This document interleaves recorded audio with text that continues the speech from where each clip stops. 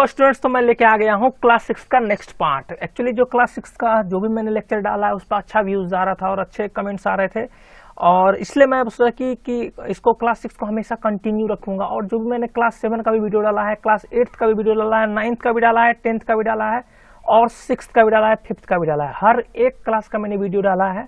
जिस तरीके से मैं क्या सोच रहा हूँ, जिस तरीके से रिव्यू आएगा, जिस तरीके से व्यूज आएगा, उस बेसिस से मैं पढ़ाते हुए चले जाऊंगा। ठीक है ना। तो ये हमारा क्लास 6 का नेक्स्ट पार्ट है। हम लोग ने लास्ट क्लास में देखा था कि हमारा पूर्ण संख्या क्या होता है।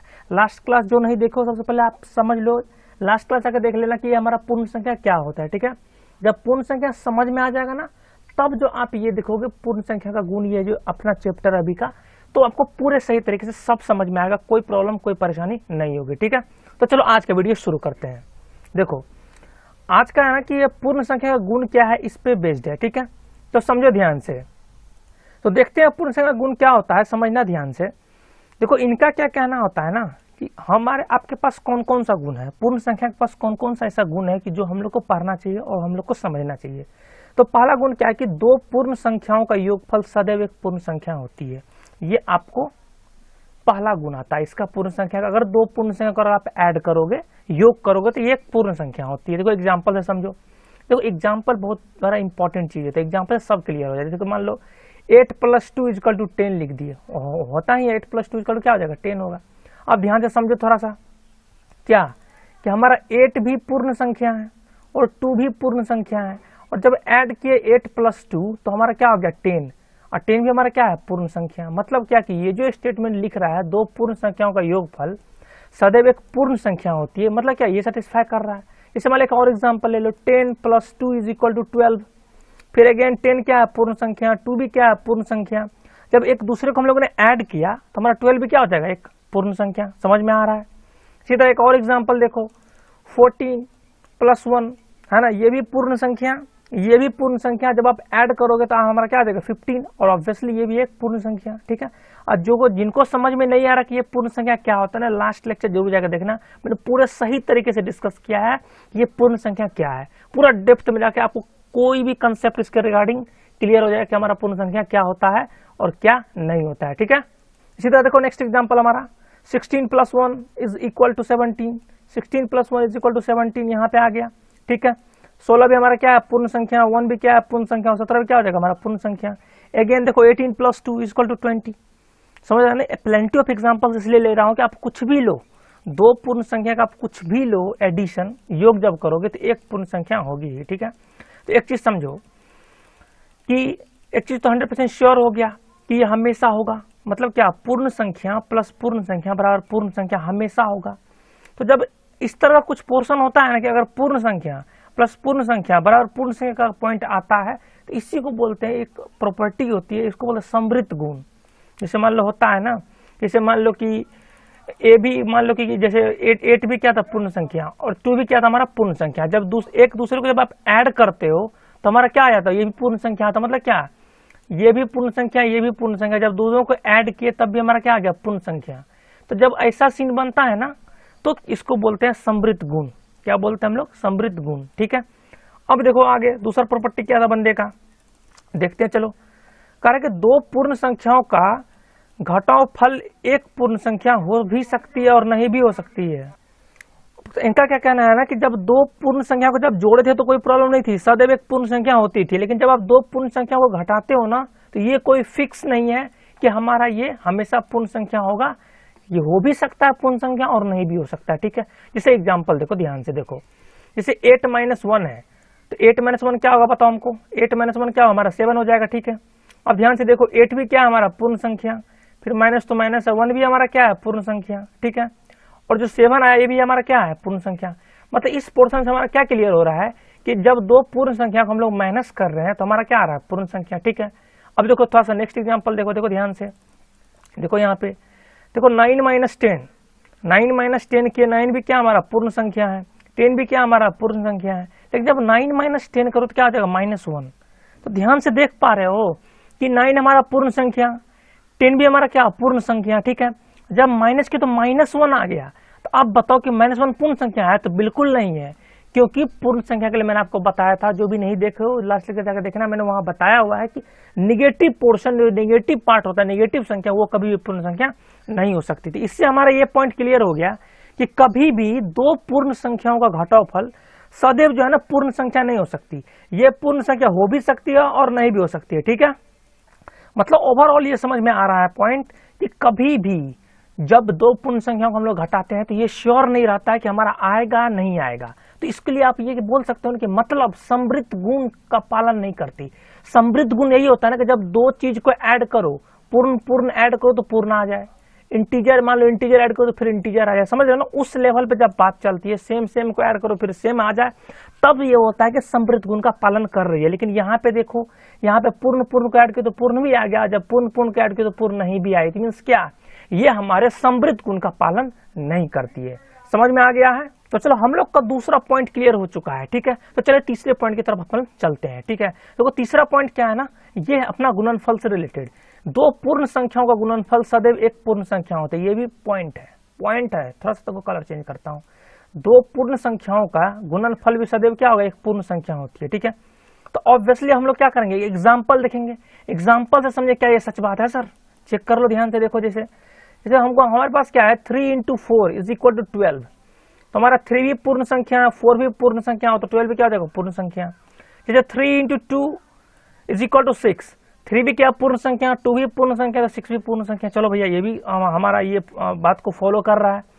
4 × 12 है, 4 भी पूर्ण संख्या, 12 भी पूर्ण संख्या, तो हमारा क्या हो जाएगा 48 भी क्या हमारा पूर्ण संख्या है। तो मतलब ओवरऑल हमारा क्या हो रहा है कि जितने भी हम लोग एग्जाम्पल ले रहे हैं, जब दो पूर्ण संख्या को हम लोग मल्टीप्लाई कर रहे हैं, उससे क्या हो जा रहा है ना कि ये हमेशा एक पूर्ण संख्या आ रही है। समझ में आ रहा है। तो ऑब्वियसली आप ये बोल सकते हो कि समृद्ध गुण को फॉलो करती है, क्योंकि जब दो पूर्ण संख्या को आप मल्टीप्लाई कर रहे हो तो पूर्ण संख्या के अलावा कुछ नहीं, पूर्ण संख्या ही आ रहा है। तो ऑब्वियसली आप क्या बोल दोगे, ये समृद्ध गुण का फॉलो करती है, ठीक है। अब देखो, अब एक समय थोड़ा सा जूम आउट करता हूं, देखो ध्यान से और मजा आएगा, ठीक है। देखो ध्यान से, अब समझो कि ये पॉइंट हम लोग गुणनफल देख लिए, ठीक है। अब थोड़ा सा भागफल भी देख लो भाई। भागफल क्या कि दो पूर्ण संख्याओं का भागफल एक पूर्ण संख्या हो भी सकती है और नहीं भी हो सकती है, ठीक है। समझ में आ रहा है। तो एग्जाम्पल से समझो क्या बात है। जैसे मान लो 8/4 लिखे आप, तो 8/4 को आप क्या करोगे, 4 × 2 = 8, तो आपका 2 आ गया। और 2 को आप बोल सकते हो क्या हमारा ये पूर्ण संख्या है, ठीक है।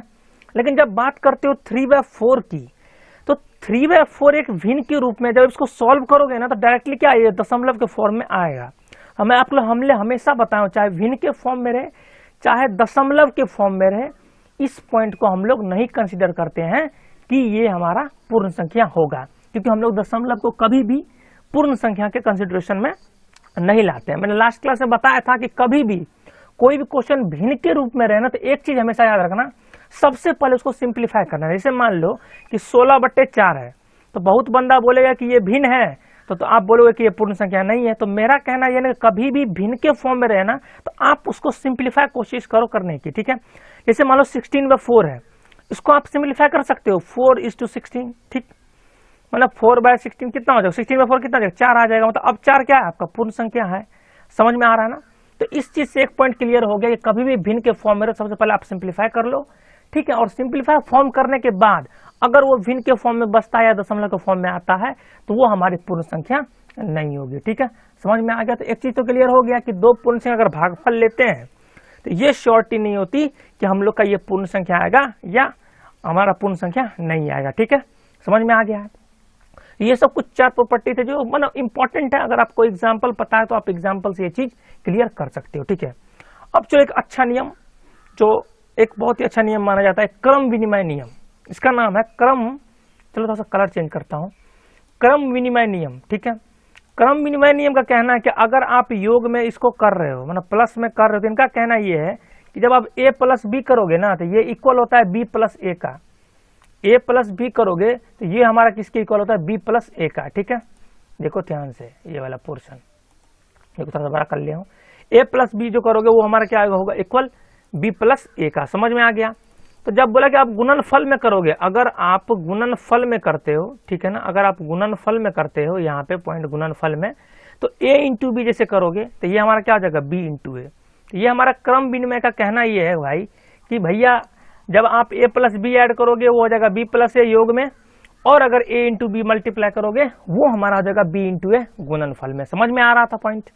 तो चलो कुछ एग्जाम्पल देखते तो और क्लियर होगा पॉइंट कि किस तरीके से आप बता रहे हैं और हम नहीं बता रहे। देखो ध्यान से, जैसे आप एग्जाम्पल देखते हो कि 4 प्लस 3 कितना होता अपना 7, इसी को लिख लो 4 प्लस 3 क्या लिख सकते हो 3 प्लस 4, वो भी क्या आ रहा है 7। मतलब क्या ये दोनों इक्वल है ना, आप ये बोल सकते हो कि ये हमारा क्रम विनिमय नियम को फॉलो कर रहा है। समझ में आ रहा है? अब देखो और ध्यान से, जैसे मान लो क्या है 8 प्लस 5, 8 प्लस 5 को क्या लिख सकते हो आप क्रम विनिमय के नियम के हिसाब से, 5 को इधर भेज दो 8 को इधर भेज दो, ठीक है, तो 5 प्लस 8, ठीक है। जब 8 प्लस 5 को जोड़ते हो तो 13 ही आ रहा है, और जब 5 प्लस 8 को भी जोड़ते हो तो आपका 13 ही आ रहा है। इट मीन्स क्या, इट मीन्स ये कि ये पॉइंट जो हमारा है ये इक्वल होगा 8 plus 5 is equal to 5 plus 8। It means क्या, ये क्रम विनिमय नियम को फॉलो कर रहा है। समझ में आ रहा है? तो ओवरऑल आपने क्या समझा?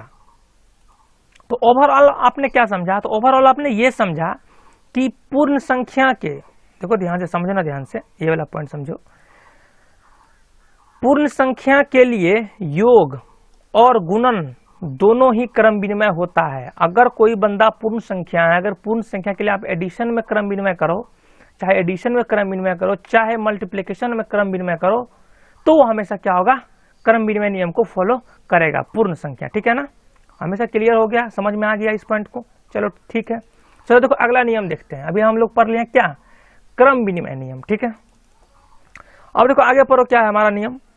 ये कहता है ना कि हमारा अगला नियम है सहचारिता नियम। तो भैया सहचारिता नियम का क्या कहना था, ये पॉइंट के बाद में डिस्कस करता हूं। इसको देखो, इनका बोला था जब योग में करोगे a प्लस बी प्लस सी, तो ये हमारा रहता है a प्लस बी प्लस सी।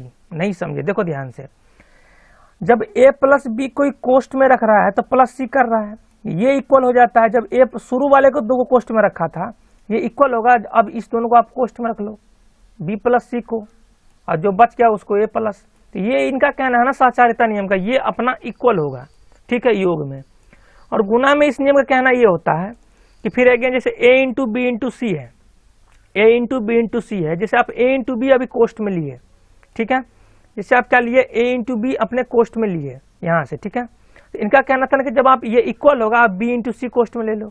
मतलब क्या, a into B into C is equal to a into अब b इंटू सी को कोष्ट में ले लो। तो मतलब कह रहा है कि गुणा में ये रूल फॉलो होना चाहिए। ठीक है, इनका ये कहना था। तो एक बंदे ने मेरे से ये पूछ लिया कि सर ये भागा में भी काम चलता है क्या सहचारिता नियम का? तो मैं बोलूँगा ये भागा में काम नहीं देता है। ये नियम सहचारिता नियम जो होता है, भागा में आप जल्दी काम नहीं करवा सकते। क्या प्रॉब्लम होती है उसका मैं एग्जाम्पल दूंगा, उससे दिक्कत आ जाती है, जिससे कि आप ये इक्वल नहीं हो पाता है। ठीक है ना? तो यह चीज़ देख लो कि a divide by B divide by C is equal to a divide by B divide by C, ये हमारा भाग वाला काम नहीं होता है फॉलो किसमें, सहचारिता नियम में। समझ में आ रहा है ना? तो योग गुना आप समझ के रखो, कोई प्रॉब्लम नहीं आएगी। ठीक है, ये पॉइंट रिमेंबर रखना है और ये पॉइंट रिमेंबर रखना है। ठीक है, अब समझो ध्यान से, जैसे क्वेश्चन समझो। देखो जैसे मान लो क्वेश्चन है 6 प्लस 5 प्लस 3, तो ये इक्वल क्या होगा, अभी ये दोनों को कोष्ट में लिया था, तो हम अब क्या इसको दोनों को कोष्ट में लेंगे, तो ले लिया प्लस 6। अब ऐड कर लो, दोनों इक्वल आता है कि नहीं, 6 5 11 3 14, इसी तरह 6 5 3 8 6 14। ठीक है, तो मतलब क्या, ये दोनों क्या इक्वल है। तो मतलब क्या, हमारा यहाँ पे पूर्ण संख्या जो भी 6 5 है, ये क्या हमारा फॉलो कर रही है, मतलब ओवरऑल हमारा क्या फॉलो करे, सहचारिता नियम फॉलो कर रहे हैं। समझ में आ गया? ठीक है, अब देखो ध्यान से, 5 इंटू 4 इंटू 3 है, a इंटू बी इंटू सी है। फिर अब ये दोनों को कोष्ट में लिए थे, अब किसको दोनों कोष्ट में लेंगे, इक्वल टू में इसको लेंगे, इक्वल टू किए, अब 4 इंटू 3 को कोष्ट में लिए, 5 कर लिए, फिर सॉल्व किए, इसको मल्टीप्लाई करोगे तो 60 आएगा। जब 5 इंटू 4 इंटू 3 करोगे तो ये भी 60 आएगा। मीन्स क्या, ये गुणनफल का भी काम कर रहा है। ठीक है, तो एक चीज तो 100% श्योर हो गया कि पूर्ण संख्या हमारा सहचारिता नियम भी फॉलो करती है। समझ में आ रहा है? पूर्ण संख्या हमारा सहचारिता नियम भी फॉलो करती है। तो एक बात तो 100% श्योर हो रहा है कि पूर्ण संख्या हमारा क्रम विनिमय नियम भी फॉलो कर रही है, और हमारा ये नियम भी फॉलो कर रही है। कौन सा, क्या कहते हैं, पूर्ण सहचारिता नियम भी हमारा फॉलो कर रहे हैं। ठीक है, डिवीजन वाला मत याद रखना। डिवीजन वाला मैं बताया था कि दिक्कत आ जाता है। जैसे मान लो होता क्या है ना, एक जैसे मान लो a is to B is to C था, जैसे मान लो 4 इज टू 2 है मान लो। ठीक है, तो अब क्या करोगे आप, यही करोगे 4 डिवाइडेड बाय 2 डिवाइडेड बाय 2 करोगे। ठीक है, जब इसको सॉल्व करोगे 4 डिवाइड बाई 2, 2 डिवाइड बाई 2 तो ये 1 हो जाएगा, ठीक है। लेकिन जब यहाँ पे आप सॉल्व करोगे 4 माइनस 2 डिवाइड बाई 2 क्या 1 आ जाएगा, यहाँ पे आएगा 3। तो मतलब क्या कि ये वाला जो पोर्शन है इसके इक्वल नहीं है भाई, ठीक है ना। तो ये हम लोग का फॉलो नहीं करता है कौन सा नियम, डिवाइडेड वाला जो है वो नहीं आता है साचारता नियम में, जैसा कि मैंने आपको यहाँ पे बताया था, ठीक है। ये वाला पोर्शन अब मैंने आपको बताया था, समझ में आ रहा नहीं, ये वाला देख लो, ये वाला। तो ये वाला चीज को हम लोग को साचार का नियम में इंक्लूड नहीं करना, केवल योग गुना को मस्त इंक्लूड करो और अपना काम करते चले जाओ, ठीक है। समझ में आ गया, कंसेप्ट क्लियर है। अब देखो आगे समझो, कुछ क्वेश्चन करते हैं। अच्छा देखो ध्यान से, क्या है क्वेश्चन कि 12 प्लस 38 प्लस 16 दोनों नियम से ज्ञात कीजिए। देखो सिंपल है, ऐसे तो कोई क्वेश्चन आपसे बोलेगा तो आप तुरंत कर लोगे कि भाई क्या ही दिक्कत है, दोनों के ऐड कर लो, काम खत्म कर दो। लेकिन मैं आपको यहाँ समझाना चाहता हूँ कि ये क्रम विनिमय नियम किस तरीके से फॉलो किया जा सकता है और अपना साचारता नियम किस तरीके से फॉलो किया जाता है, ठीक है। तो अब समझो ध्यान से, देखो क्रम विनिमय नियम में क्या सीन था ना, हम क्या किए कि 12 प्लस 38 प्लस 16 था ना, तो a प्लस बी प्लस सी था, a प्लस बी प्लस सी था। तो क्रम विनिमय नियम में नहीं कर सकते हो, c plus a plus B भी कर सकते हो, ठीक है। कोई दिक्कत है, कोई परेशानी है, कोई दिक्कत नहीं आ रही है, ठीक है। अब चीज समझो ध्यान से, देखो 1 मिनट रुको थोड़ा सा, इसको सॉल्व कर लो, ठीक है। समझ में आ रहा था इस पॉइंट को। अब देखो समझो ध्यान से, देखो जब ये हम लोग क्रम विनिमय फॉलो कर रहे थे भाई, तो एक चीज तो 100% श्योर थी अपने लोग की कि a plus B plus C is equal to a minus B minus C, sorry a plus B plus C is equal to c plus B plus A, ठीक है। लेकिन हमने क्या किया ना, हमने ये किया कि 12 प्लस 38 प्लस 16 जो था, हमको इसको 2 में कन्वर्ट कर लिया। कर ही सकते हो ना यार, इससे और आसानी हो जाएगी। जैसे तो आप फॉलो किए हो, क्या फॉलो किए हो कि a plus B is equal to B plus A, यही फॉलो किए हो, ठीक है। समझ में आ रहा था। तो हम लोग क्या किए, 12 प्लस 38 प्लस 16 को, ठीक है ना, हम लोग क्या फॉलो कर लिए, इसको लिख लिए 12 प्लस 16 को ऐड कर ले, कितना हो गया अपना बताओ, 28 और 38, फिर a प्लस बी के फॉर्म में आ गया ना। अब a प्लस बी क्या होता है, b प्लस ए, क्रम विनिमय नियम में। अब देख लो, सॉल्व करके देख लो हमारा आ रहा है कि नहीं आ रहा है। तो जब देखोगे 28 प्लस 38 करोगे तो आपका आएगा यहाँ पे 66, और फिर 38 प्लस 28 करोगे, सॉरी यहाँ पे 28 प्लस 38 है, और यहाँ पे 38 प्लस 28 करोगे तो आपका आएगा 66। मतलब क्या कि ये चीज को हम क्रम विनिमय फॉलो नियम करवा सकते हैं, इससे भी हम लोग मस्त इसका आंसर ला सकते हैं, ठीक है। ये मैंने नियम समझाने की कोशिश की है कि किस तरीके से हम लोग यूज कर सकते हैं नियम को। ये क्वेश्चन में पूछा जाता है कभी कभी कि आप इसको क्रम विनिमय नियम से सॉल्व कीजिए, ठीक है ना। तो इस तरीके से आप सॉल्व कर सकते हो, समझ में आ गया। अब देखो सहचार्य नियम, ठीक है।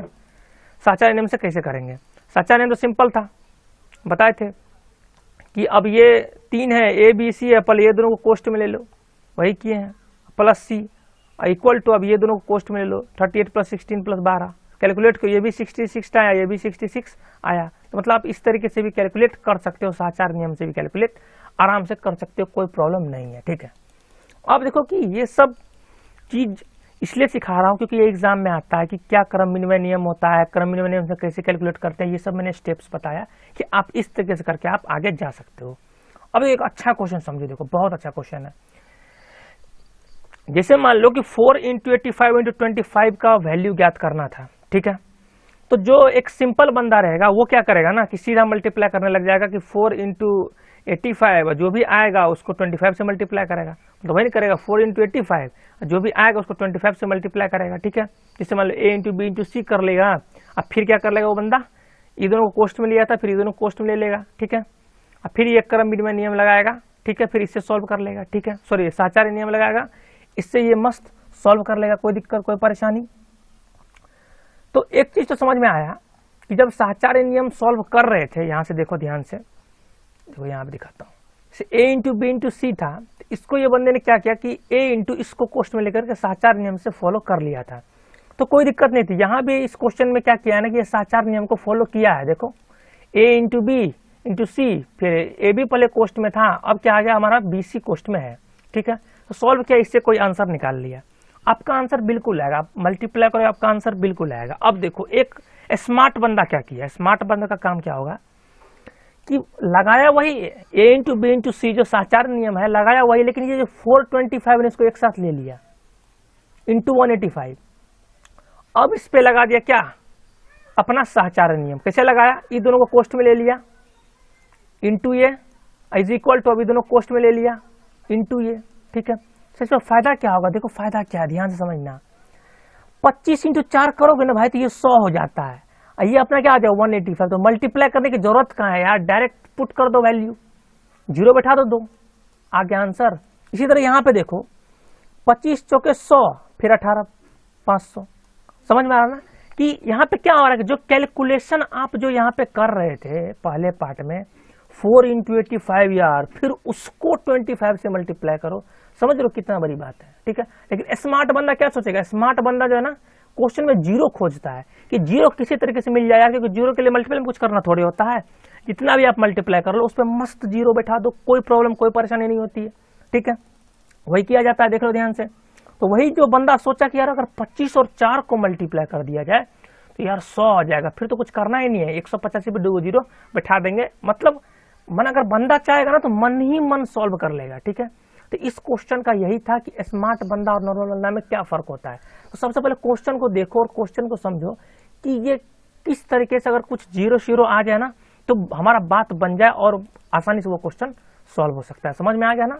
तो क्वेश्चन को देख के आप भी स्मार्ट बन सकते हो। ये पढ़ा क्यों रहा हूँ, स्मार्ट बनने के लिए तो बात पढ़ा रहा हूँ कि किस तरीके से आपको जीरो फॉर्म करना है। जीरो देखो, अगर जीरो फॉर्म हो रहा है तो अच्छा है कि हम लोग फिर डायरेक्ट मल्टीप्लाई करके जीरो आराम से बैठा सकते हैं, ठीक है। यहाँ से क्लियर हो गया।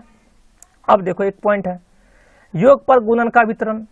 देखो इसको समझने के एग्जाम्पल लेते हैं, समझना ध्यान से। देखो कह रहा है कि 4 सेंटीमीटर इंटू 6 सेंटीमीटर का ग्राफ है हमारे पास, जिसमें 1 सेंटीमीटर इंटू 1 सेंटीमीटर, थोड़ा सा जूम आउट करता, रुको 1 मिनट, ठीक है। देखो माप वाले कितने वर्ग बनेंगे, क्वेश्चन में ये पूछा जा रहा है कि इतना तो आप कर लिए, तो हमको सर ये बताइए कि हमारा कितना वर्ग बनेगा। 4 सेंटीमीटर 6 सेंटीमीटर ग्राफ में 1 सेंटीमीटर इंटू 1 सेंटीमीटर का वर्ग हमारा कितना बनेगा, ठीक है। तो एक चीज समझो, इसको अगर डायरेक्ट करेगा कोई, अगर स्मार्ट बंदा रहेगा, जो बंदा स्मार्ट है चाहे नॉर्मल बंदा है, देखो वो सब क्या समझेगा। देखो ध्यान से 1 सेंटीमीटर इंटू 1 सेंटीमीटर मतलब इधर 1 और इधर 1, तो मतलब ओवरऑल क्या बन रहा है, एक स्क्वायर का क्या आ रहा है, एरिया आ रहा है। देखो ध्यान से आ रहा है ना।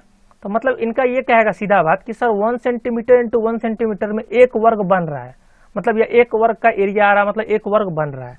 तो अब कुछ करना ही नहीं है। 4 सेंटीमीटर इंटू 6 में कितना होगा, ये दोनों को मल्टीप्लाई किए तो 1 इंटू 1 1 cm स्क्वायर बन रहा था, ठीक है।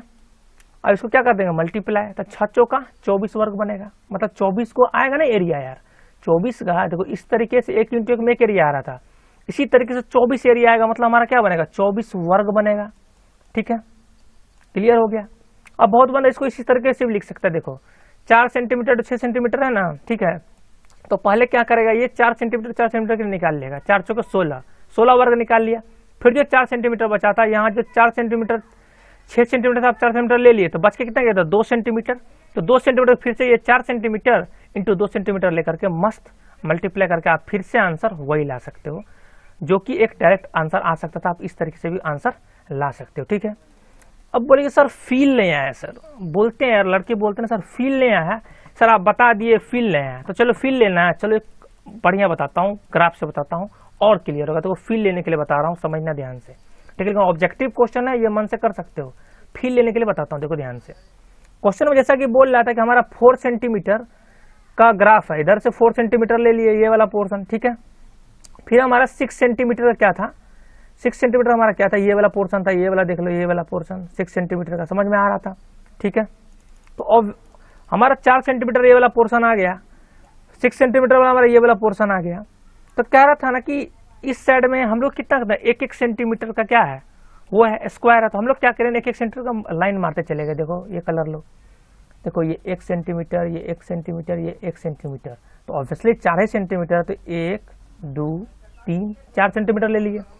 इसी तरह हम लोग क्या करेंगे, जो 6 सेंटीमीटर के साइड में है ये वाला पोर्शन, देखो 6 सेंटीमीटर के जो साइड में है यहाँ पे, तो उससे भी काम करेंगे अपन मस्त, कोई प्रॉब्लम कोई परेशानी। फिर से मारते चले जाएंगे 1 सेंटीमीटर, फिर 1 सेंटीमीटर, फिर 1 सेंटीमीटर, फिर 1 सेंटीमीटर, फिर 1 सेंटीमीटर। कितना हो गया, 1 2 3 4 5 6 सेंटीमीटर, 6 सेंटीमीटर हम लोग कर दिए मस्त, कोई दिक्कत कोई परेशानी। तो अब कुछ करना थोड़े है, आप जब ये ड्रॉ कर लिए तो कोई दिक्कत नहीं है, पूरा एकदम हॉरिजॉन्टल लाइन वर्टिकल लाइन खींचते चले जाओ। मतलब ये इस पॉइंट से ये पॉइंट था, इसका सीधा लाइन खींच दिए ये वाला, फिर हम लोग ये वाला लाइन खींच दिए, फिर ये वाला लाइन खींच दिए, फिर अगेन जो इस पॉइंट पे था इससे ये लाइन खींचे, मतलब सीधा सीधा लाइन खींच देना है। जितना भी पॉइंट आपने मेजर किया है उससे हर पॉइंट पे आपको क्या कर देना है, अगर ये वाला पॉइंट है तो वर्टिकल लाइन खींच लेना, अगर ये वाला पॉइंट है तो हॉरिजॉन्टल लाइन खींच लेना। हॉरिजॉन्टल मतलब होता है क्षैतिज रेखा, ठीक है। तो अब आप गिन लो कि हमारा कितना आपका ग्राफ बन चुका है। अब आप यहाँ से गिन सकते हो कि हमारा कितना स्क्वायर आ सकता है, ठीक है। तो गिन लेते हैं ना यार, 1 2 3 4 5 6 7 8 9 10 11 12 13 14 15 16 17 18 19 20 21 22 23 24 आ गया ना, 24 वर्ग। मतलब इस तरीके से आपको फील आ सकता है कि हम किस तरीके से ड्रॉ कर सकते हैं। अगर एग्जाम में आया ज्यादा नंबर का क्वेश्चन है तो ये जरूर ड्रॉ करके दिखाना। अगर ऑब्जेक्टिव क्वेश्चन है तो डायरेक्ट मुंह से आंसर कर देना कि सर 1 सेंटीमीटर इंटू 1 सेंटीमीटर में 1 वर्ग बन रहा है, तो 4 सेंटीमीटर 6 सेंटीमीटर कितना होगा, 6 चौका 24 वर्ग बनेगा, ठीक है। कंसेप्ट क्लियर है। चलो देखो, समझ रहे हो ना ग्राफ क्यों बताया है, कि एक आपका अंडरस्टैंडिंग क्लियर हो। अगर एग्जाम में आए 5-6 नंबर तो आप आराम से बना सकते हो, ठीक है। अब देखो कुछ प्रॉपर्टी है, समझ लेते हैं। देखो एक चीज समझो कि अगर मान लो कि 0 + 9 है तो क्या होगा, 9 होगा। 9 + 0 है तो हमारा क्या होगा, 9 होगा। 0 + 25 है तो 25 होगा। 25 + 0 है तो 25 होगा। तो आप बोलोगे सर ये तो जानते ही थे सर, आप बताए क्यों। तो यहाँ पे एक प्रॉपर्टी आती है। तो एक चीज तो यहाँ से देख रहे हो कि किसी भी चीज में, जैसे मान लो यहाँ पे तो हम लोग पूर्ण संख्या बात कर रहे हैं, तो यहाँ पे ऐसे समझो कि अगर किसी भी पूर्ण संख्या में आप 0 ऐड करते हो तो कुछ इस पे फर्क नहीं पड़ने जा रहा है, ठीक है। तो ये जो शून्य होता है ना, यहाँ पे शून्य को पूर्ण संख्या के योग के लिए, प्लस के लिए, इसको बोलते हैं तत्समक अवयव कहते हैं। ये कहो है कहते हैं, इसको बोलते हैं योज्य तत्समक। अभी डेफिनेशन पूछ लेता है ये, अगर मान लो ये कुछ ग्राफ दे देगा, ये कुछ लिख करके दे देगा, बोलेगा यहाँ पे 0 क्या है, तो आपको बोलना पड़ेगा जो शून्य को पूर्ण संख्या के योग के लिए बोला जाता है तत्समक अवयव या योज्य तत्समक बोला जाता है, ठीक है। समझ में आ रहा है। इस तरह देखो, जैसे एक और कंसेप्ट समझो, क्या था हमारा कि 7 × 1 7, 8 × 1 8, 1 × 8 8। मतलब आप बोले सर इसमें तो कुछ क्या है, इसमें हमको पता ही था सर, पता ही था ना। तो इसमें भी कंसेप्ट है, इसमें भी प्रॉपर्टी का आती है कि जब भी पूर्ण संख्या की कोई बात कर रहा है, जैसे मान यहाँ पर हम पूर्ण संख्या की बात कर रहे हैं, तो पूर्ण संख्या की में उसमें आप कुछ भी एक अगर मल्टीप्लाई करते हो तो वही पूर्ण संख्या रह जाती है, जैसे वहां पे हुआ था, ठीक है। कोई दिक्कत कोई परेशानी नहीं। तो जब इस तरह की प्रॉपर्टी आते हैं किसी में, जैसे मान लो पूर्ण संख्या में कुछ ऐड किए तो वही रह गया, फिर पूर्ण संख्या में किसी चीज से मल्टीप्लाई किया, जैसे 1 से मल्टीप्लाई किया तो वही हमारा क्या हो जा रहा है, वही हमारा रह जा रहा है, ठीक है। तो इससे एक चीज क्लियर हो जाता है कि कुछ ना कुछ यहाँ पे प्रॉपर्टी लग रहा है। जब इस तरह का बात बनता है ना, तो जैसे वहां पे 0 को बोले थे ना तत्समक अवयव या योज्य तत्समक, तो यहाँ भी 1 को बोला जाएगा जिससे आप मल्टीप्लाई कर रहे हो ये वाला पोर्शन। इस 1 को बोला जाता है पूर्ण संख्या के गुणा के लिए तत्समक अवयव। जोड़ के लिए इसको बोलते हैं, क्योंकि यहाँ पे एडिशन हुआ था, देख लो प्लस प्लस है इसलिए बोलते हैं। योग के लिए तत्समक अवयव, यहाँ पे गुना हुआ है तो क्या बोले, गुना के लिए तत्समक अवयव, ठीक है। और इसको क्या बोलते हैं, गुणात्मक, उसको तत्समक बोलते हैं। फाइनली जो इसको बोलो या योज्य तत्समक ये था, ये क्या हो जाएगा हमारा गुणात्मक तत्समक। तो ये हमारा प्रॉपर्टी है। तो ये क्वेश्चन आपसे पूछा जा सकता है कि सर कैसे इस तरीके से काम कर सकते हैं, ठीक है।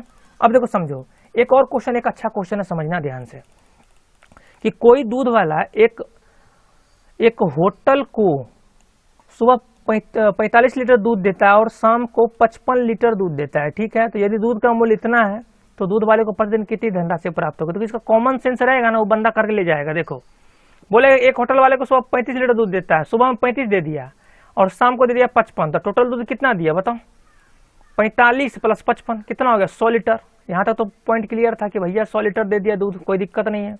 अब बंदा बोल रहा है ना कि 15 रुपये प्रति लीटर है ना, 15 रुपये प्रति लीटर, इतना तो कम नहीं होता भाई, अब 40 रुपये लीटर हो गया है ना। दिल पे मत ले लेना, इमोशनल नहीं होना है, ठीक है। क्वेश्चन है, क्वेश्चन की तरह लो। 15 रुपये लीटर है तो मतलब क्या, इनका कहना है कि 1 लीटर का 15 रुपया हमारा काम हो रहा है, 1 लीटर का 15 रुपया दाम है, ठीक है। तो हमने कितना दूध दिया ये बताओ, 100 लीटर। तो 100 लीटर का निकाल लो ना पैसा, 100 लीटर क्या हो जाएगा, 1 लीटर का अगर 15 रुपया है, 100 लीटर कितना हो जाएगा, 15 × 100, ठीक। आपका आंसर कितना आ जाएगा, 1500 रुपया। मतलब आपको कुल मिला के जब इतना दूध बेचोगे 100 लीटर तो मस्त आपको कितना धनराशि प्राप्त होगा, 1500 रुपया, जो कि बहुत कम है। क्योंकि अगर 40 के हिसाब से करते तो क्या कर लेते, पता 40 × 15, समझ रहे हो ना, बात समझ रहे हो, ठीक है। तो उस समय से आप कर सकते हो। तो इस तरह से इस क्वेश्चन को हम लोग सॉल्व कर सकते हैं, ठीक है। तो आज हम लोगों ने देखा किस तरह से पूर्ण संख्या गुण होता है, हर एक पॉइंट को समझे कि क्या गुण रहना चाहिए। और जो है ना यार, आप लोग चैनल को सब्सक्राइब करो, लाइक करो, कमेंट जरूर करना कि कैसा लगा, और बंदे को लाओ, जितना बंदे को भेजोगे, जितना बंदे को लाओगे ना, उतना ज़्यादा मोटिवेशन मिलती है वीडियो बनाने का। नीचे डिस्क्रिप्शन में जाओगे तो वहाँ पे टेलीग्राम का लिंक मिल जाएगा, फेसबुक पेज को लाइक कर लेना। टेलीग्राम का लिंक ज्वाइन करने से आपको ये फायदा होगा ना कि वहाँ पे मैं नोट्स और पीडीएफ प्रोवाइड कराता हूँ, जिससे आपको मस्त मजा आएगा। कोई दिक्कत, कोई परेशानी? चलो ठीक है, आज इतना ही रखते हैं।